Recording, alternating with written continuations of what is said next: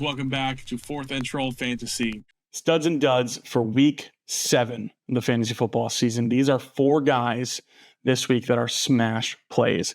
Got to have these 4 guys in your lineup. Starting out here with Drake May. Listen, the rookie has arrived.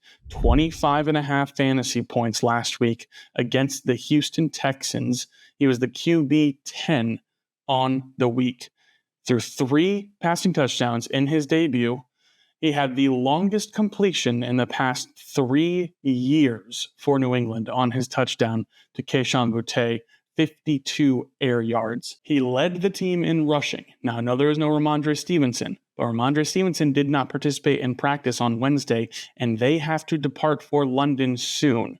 So this will be something to monitor here. And the Jacksonville Jaguars are the worst pass defense in the NFL. Caleb Williams just threw for 4 passing touchdowns against them, and he ran for 56 rushing yards. He was the QB1 on the week. In fact, there's not been a quarterback to finish outside the top 11 this year against the Jacksonville Jaguars. And Deshaun Watson is on that list. Drake May is a top 8 quarterback for me this week in fantasy football. Running backs, week 7. I got a bonus one for you. Najee Harris.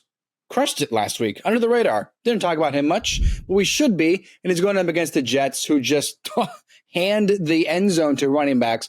Najee Harris is a great one, but here's my true stud. You worried about this guy. You picked him off the waiver wire, and now I'm telling you, put your faith back in him. Tank Bigsby. Stud for the week. Okay? Bad game in London. Don't worry about it. You know why you should believe in him again? Number 1, they're playing the Patriots, okay?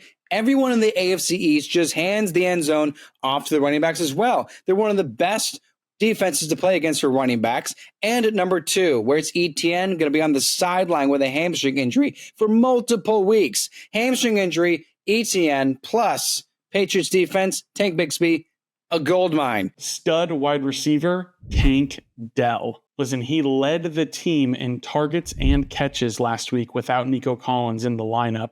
No Nico Collins for the next 3 games. Tank Dell should land back in the spot that he was in his rookie year, which was a very, very solid starter for your fantasy football teams. With Jair Alexander likely covering Stephon Diggs for the whole game, Tank Dell should be able to find some space, and CJ Stroud should be able to find his favorite target in the offense. In a game with 2 high-powered offenses going at it, Tank Dell should be involved early and often in this game. Tight end, studs and duds. Here's my stud. You're going to love this one. New guy in town. You're thinking probably no one else is going to football except for the new superstar.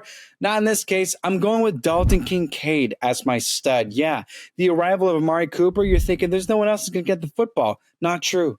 Not true, because Dalton Kincaid has been sneaky good. Not great, but sneaky good. He hasn't produced to that fantasy ADP, his draft capital just yet, but maybe because we need someone else taking the top off the defense. Maybe we need someone to stretch the field. There's a reason Brandon Beane, the GM, went and got a great wide receiver, because no offense to Khalil Shakir, one of the guys I like going into the season, they're not doing much through the air. They're going to spread that ball around. Dalton Kincaid is going to be a great option because Amari Cooper is going to be a decoy. He's going to help take the secondary away. He won't be a decoy, but he's going to help take secondaries off of Kincaid. Kincaid, I believe, will find the end zone this week.